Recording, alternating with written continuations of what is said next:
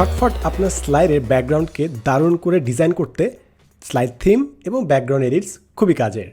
প্রথমে আমরা যাব উপরে বাম পাশে ডিজাইন ট্যাবে।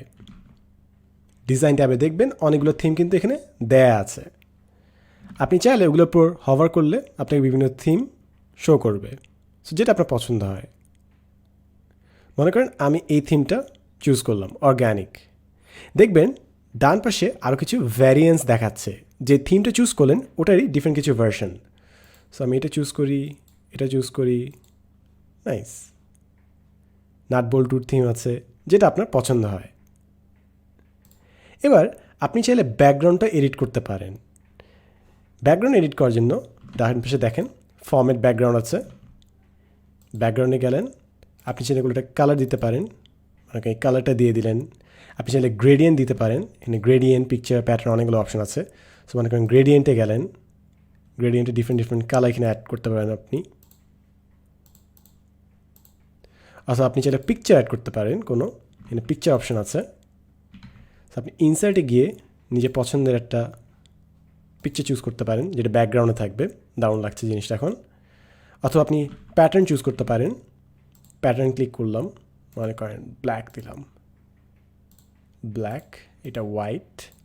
সো বিভিন্ন টাইপের প্যাটার্ন আছে, যেটা আপনার সুবিধার মনে হয়। সো সলিড ফিল রাখি। এখন মনে করেন আপনি জাস্ট ব্যাকগ্রাউন্ডে যেই কালারটা দিলেন কিংবা পিকচারটা দিলেন, মনে করেন আমি খালি পিকচারটা রাখতে চাই। থিমের কারণে উপরে যে একটা বোল্ট দিয়ে, একটা সুতো দিয়ে যে একটা কার্ড দেখাচ্ছে, ওটা আমি রাখতে চাই না। ইন দ্যাট কেস দেখবেন এখানে হাইড ব্যাকগ্রাউন্ড গ্রাফিক্স, এটা ক্লিক করলে আপনার থিমটা হাইড করে ফেলে। থিমটা শো করে না, জাস্ট ব্যাকগ্রাউন্ডটা শো করে, থিম সহ, থিম ছাড়া।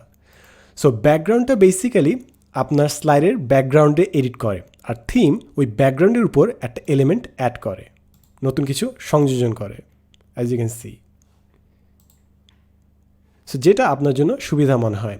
এবং যখন একবার আপনি কোনো একটা থিম নেবেন, ওটা কিন্তু পরবর্তী স্লাইডগুলোতে অটোমেটিক চলে আসবে। আমি যখন নতুন একটা স্লাইড নেব, ওই সেম থিম কিন্তু পরবর্তী স্লাইডগুলোতেও রয়ে যাবে।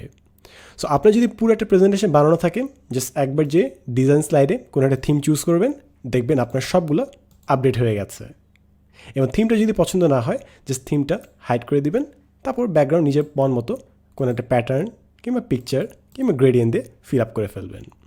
সো আশা করি এরপর থেকে আপনার প্রেজেন্টেশনের ব্যাকগ্রাউন্ডগুলো অ্যামেজিং হবে এবং বিভিন্ন দারুণ দারুণ থিম দিয়ে আপনি আপনার প্রেজেন্টেশনটিকে আরও সুন্দরভাবে উপস্থাপন করতে পারবেন। এতক্ষণ ভিডিওতে আমি ছিলাম সাদমান সাদিক।